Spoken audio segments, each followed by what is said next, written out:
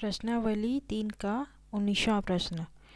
200 लट्ठों लॉक्स, लट्ठों मतलब लकड़ी के ये टुकड़ों पे लकड़ी के छोटे छोटे पीसेस हैं ना, यहाँ पे रखे हुए हैं, उसी को क्या बोल रहे हैं, लट्ठों, है ना। इस तरह जमाया गया है। टोटल कितने हैं, 200। ये जो लट्ठे हैं वो पूरे जोड़ करके कितने हैं, 200 हैं, ऐसा बोल रहा है ना। सबसे नीचे वाली पंक्ति में 20 लट्ठे, सबसे नीचे वाले जो रो है उसमें 20 लट्ठे, उसके ऊपर 19 लट्ठे, उसके ऊपर 18 लट्ठे, एक एक कम करके यहाँ पे लट्ठों को जमाया जा रहा है। यह क्रम सभी लट्ठों में रखे जाने तक चलेगा। ठीक है, सभी लट्ठों को 200 लट्ठों को रखते तक पूरा ये क्रम चलेगा। 20, 18, 20, 19, 18, 17 ऐसा करके लट्ठों को रोकना है। तो 200 लट्ठे कितनी पंक्तियों में रखेंगे।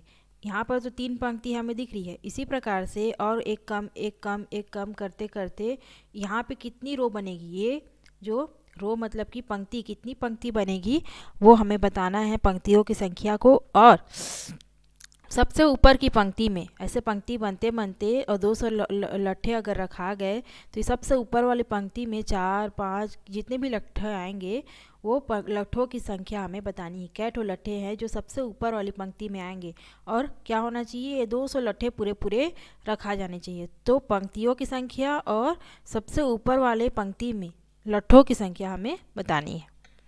ठीक है, चलो बनाते हैं। जो दिया उसको लिख लेते हैं।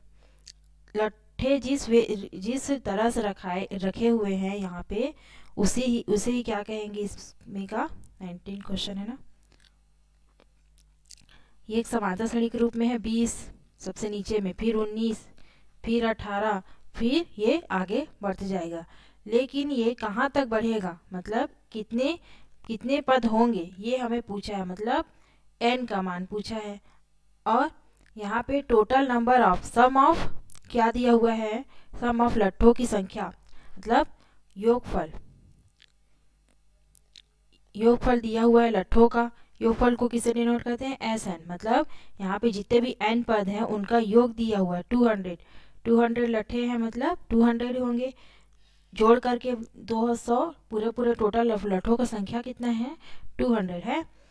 और क्या दिया हुआ है यहाँ पर से, इस श्रेणी से हम क्या निकाल सकते हैं, प्रथम पद 20 और सर्वांतर 90 माइनस 20 इजिकल टू -1, ये निकाल सकते हैं। तो ए पता है, डी पता है, एस एन पता है, एन का मान निकल जाएगा। किस सूत्र से, S N equal to N upon 2a plus N minus 1 into D वाला सूत्र से। एस एन का मान है 200 is equal to N upon 2a का मान है 20 plus N minus 1 into D का मान है -1। 200 इंटू 2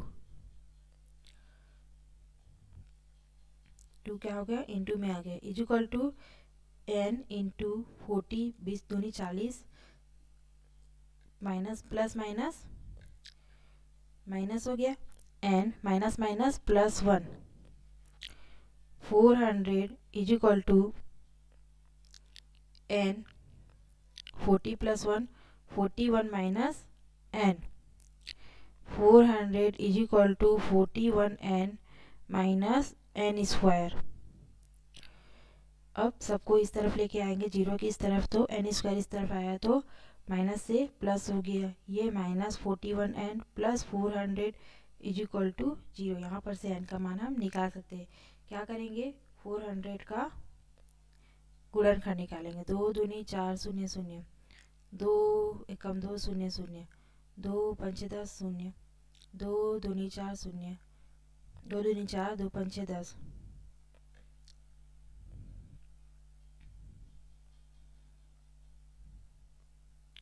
5 पंचे 25 और 5 एकम 5। अब इसका आपस में गुणा करेंगे और वो जो दो संख्या प्राप्त करेंगे जिसको जोड़ने या घटाने से क्या है, 41 आए।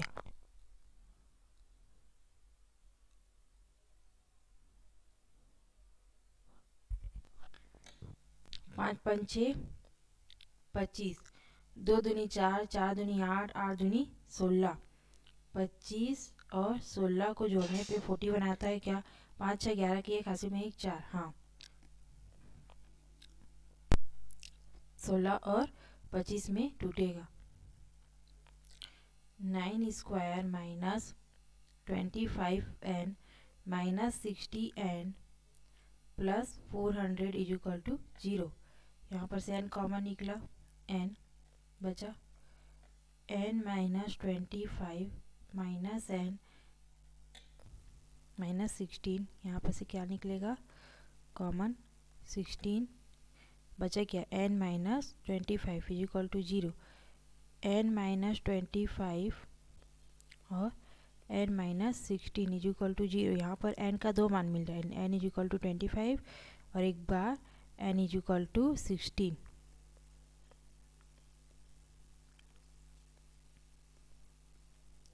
मिल रहा है। जब एक बार n इज इक्वल टू 25 रखते हैं, n इज इक्वल टू 25 हो तो तब ये अंतिम पंक्ति में कौन सा रखा आएगा? मतलब ए एन का मान निकालना है ना, अंतिम पद का मान निकालना है। तो अंतिम पद या फिर अंतिम पंक्ति क्या है? ए एन का मान, अंतिम पद वाला सूत्र लगेगा। A N is equal to A plus N minus 1 into D. अब इसमें पहले एक बार एन का मान 25 रखेंगे, फिर उसके बाद एन का मान एक बार और 16 रखेंगे। देखेंगे कि कौन सा मान सही आता है उत्तर, कौन सा मान से सही आएगा उत्तर। ए एन इज इक्वल टू ए का मान है 20 प्लस एन का मान 25 लेते हैं माइनस 1 इंटू टी का मान है minus 1। A N is equal to 20 plus 24 minus 1, 25 में 21 माइनस किए तो 24। A N is equal to 20 minus 24 is equal to क्या है? माइनस 4। अब ये क्या है? ए एन क्या है? अंतिम पंक्ति में लट्ठों की संख्या, ये भी पूछा है ना। प्रश्न में क्या पूछा है? कितनी पंक्तियां बनेंगी और अंतिम पंक्ति में कितने लट्ठे होंगे। तो ये ए एन क्या है? यहाँ पे अंतिम पंक्ति का, अंतिम रो का मान, मतलब अंतिम पद का मान है, और वही क्या है? अंतिम पंक्ति में लट्ठों की संख्या है। अब लट्ठों की संख्या माइनस में तो हो नहीं सकती, तो ये संभव नहीं है, संभव नहीं है। अब क्या करेंगे? n इज इक्वल टू 16 रख के देखते हैं। n का मान वही मान्य होगा जिसके लिए अंतिम पंक्ति का मान मान्य होगा। तो n इज इक्वल टू 25 भी अमान्य है, असंभव है। अब जब n इज इक्वल टू 16 हो, मतलब रो की संख्या अगर 16 हो, तो अंतिम पंक्ति का मान देखते हैं क्या होगा। 20 प्लस 16 माइनस 1 इंटू डी का मान है minus 1। A N is equal to A plus A का मान 20 plus 15 minus 1। A N is equal to 20 minus 15 is equal to 5। इसी किस में आया है? प्लस में। अतः n इज इक्वल टू 16 मान्य होगा। और अंतिम पंक्ति में कितने लट्ठे होंगे? 5। अतः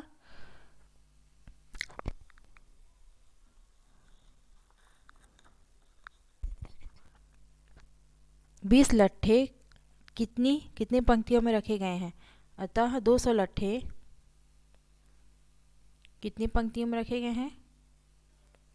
16 पंक्तियों में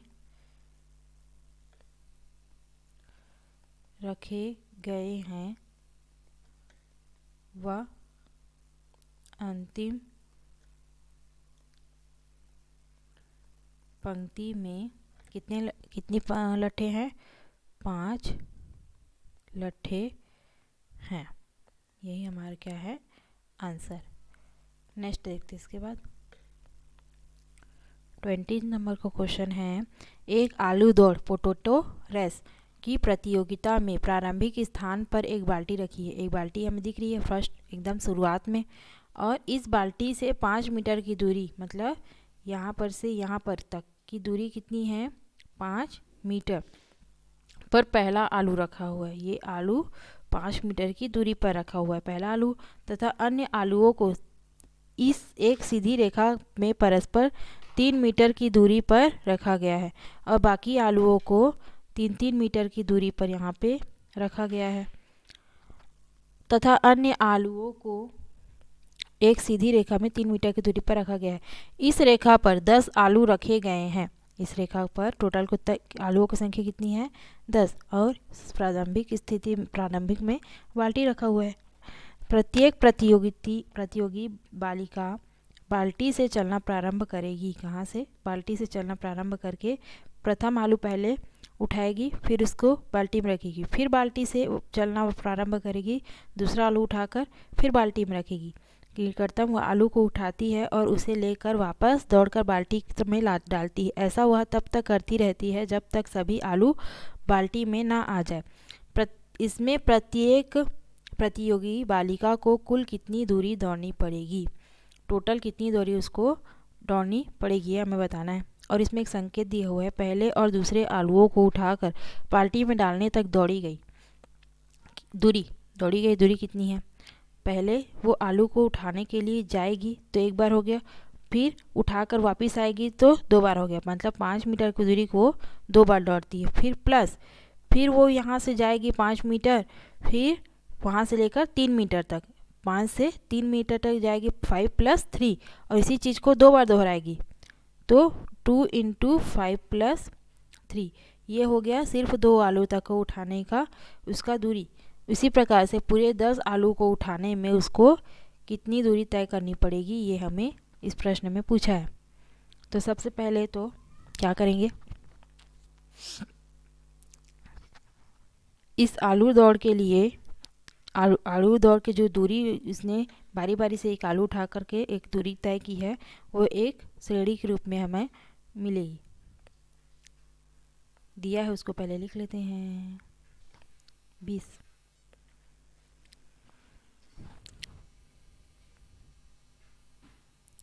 आलू दौड़ में टोटल आलू कितने रखे हैं, 10, मतलब कि n का मान क्या है यहाँ पे, 10। कितनी आलू, जितने आलू हैं उतना ही n का मान है।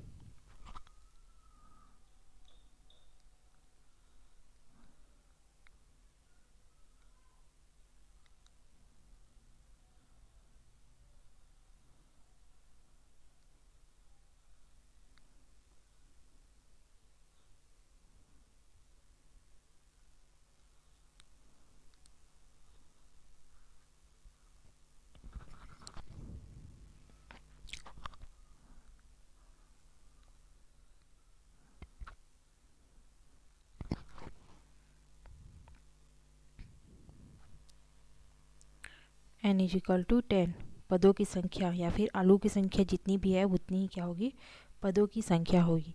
अब श्रेणी किस तरह से बनेगी, पहली आलू उठाने में उसको 5 × 2 समय लग रहा है, उसके बाद दूसरी आलू उठाने में 2 × 5 + 3, उसके बाद तीसरी आलू उठाने में 2 × 5 + 3 + 3 समय लगेगा।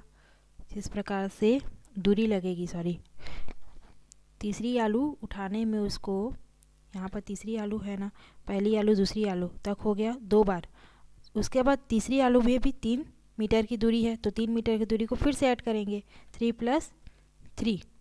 इस प्रकार से हमारी श्रेणी आगे बढ़ेगी। तो 5 दूनी 10, पहला पद क्या मिला, 10। उसके बाद 5 × 3 = 8 दूनी 16, 5 × 3 = 8, 8 × 9 = 10, 11, 11 दूनी 22। इस प्रकार से हमें श्रेणी मिलेगी, कहाँ तक, 10 पदों तक मिल गया। अब इस श्रेणी से ए और डी, प्रथम पद का मान निकाल लेते हैं, 10 है, और सर्वांतर d = 16 - 10 = 6 है।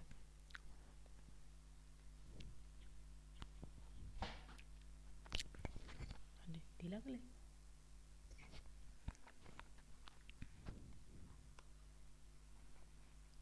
इज इक्वल टू 6 है।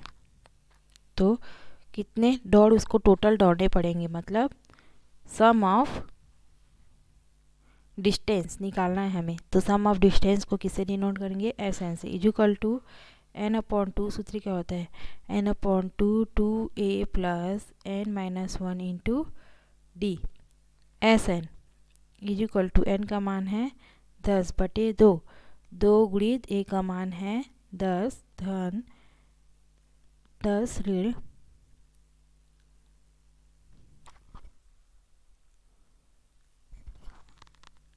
1 गुणित 6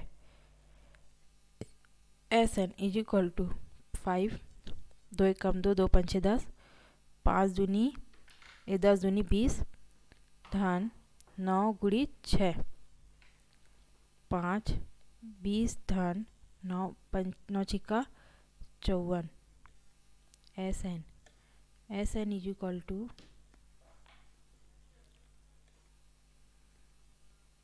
5 इंटू 54 में 20 प्लस करने पे 4 74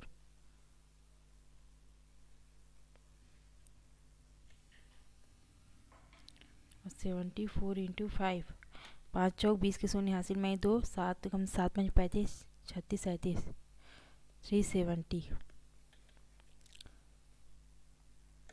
S N is equal to 370। अतः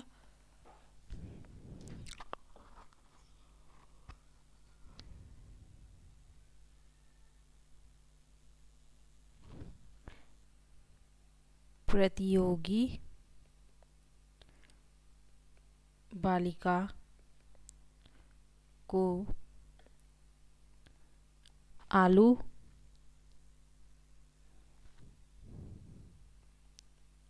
दौड़ में कुल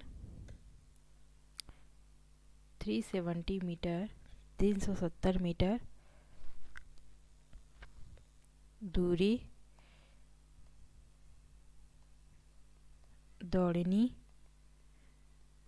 होगी,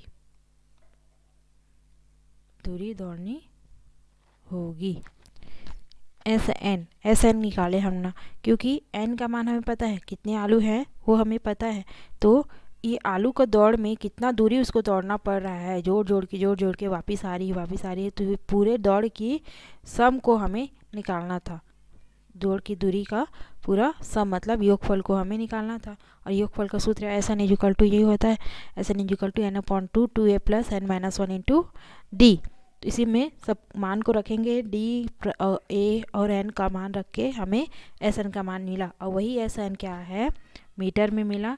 टोटल दौड़ है प्रतियोगिता बालिका द्वारा जितना भी उसने इस प्रतियोगिता में दौड़ा उसकी टोटल दूरी कितनी मिली हमें, 370। यही क्या है आंसर।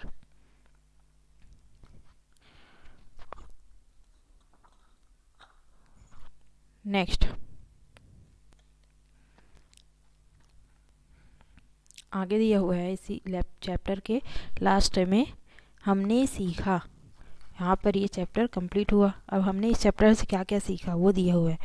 संख्याओं की ऐसी श्रृंखला समांतर श्रेणी कहलाती है जिसमें प्रथम पद के अतिरिक्त प्रत्येक पद अपने से ठीक पहले पद के में एक निश्चित संख्या डी जोड़कर, मतलब कॉमन डिफरेंस क्या होता है, बराबर होता है, प्राप्त होता है। इस निश्चित संख्या डी को इस समांतर श्रेणी का सार्वअंतर कहते हैं। और यदि प्रथम पद ए है तो समांतर श्रेणी इस प्रकार से का व्यापक रूप इस प्रकार से होता है, ए प्लस डी, ए प्लस 2d, ए प्लस 3d। दूसरा दिया हुआ है समांतर संख्याओं की एक दी गई श्रृंखला a1, a2, a3 से लेकर आगे श्रेणी होती है यदि अंतरों a2 minus a1, a2, a3 minus a2 और a4 माइनस a3 से एक ही बराबर मान प्राप्त हो, अर्थात d is equal to D ही हो, बराबर हो, सबका d बराबर हो, d1 is equal to d2 ही हो। अर्थात a के प्लस 1 माइनस a के का मान एक ही हो। यहाँ के इक्वल टू क्या है 1 2 3 है। सर तीसरा दिया हुआ है समांतर श्रेणी का प्रथम पद ए और सार्वअंतर डी हो तो समांतर श्रेणी का nवां पद क्या होता है। सूत्र समांतर श्रेणी का nवां पद का सूत्र A N is equal to A plus N minus 1 into D. इससे दसवें पद को ही समांतर श्रेणी का व्यापक पद जनरल टर्म कहते हैं। इस nवें पद को ही समांतर श्रेणी का व्यापक पद जनरल टर्म कहते हैं। चौथा दिया हुआ है यदि ए कैपिटल ए और बी समांतर श्रेणी में है तब capital A is equal to A plus B upon 2 और ए तथा बी का समांतर माध्य कहलाता है। इन तीनों पदों का समांतर माध्य A is equal to A plus B upon 2 कहलाता है। ठीक है। दो राशियों ए और बी के बीच n पद a1 a2 a3 से लेकर an तक इस प्रकार लें कि a और a1 a2 a3 से लेकर an और उसके बाद b समांतर श्रेणी में हो। श्रेणी के का प्रथम पद a अंतिम पद b और पदों की संख्या n प्लस 2 होगी। ऐसा कब करते हैं जब दो पद कोई भी पद है a और b के बीच जब हमें n पदों का निर्माण करना हो तब हम ये वाला फॉर्मूला यूज़ करते हैं।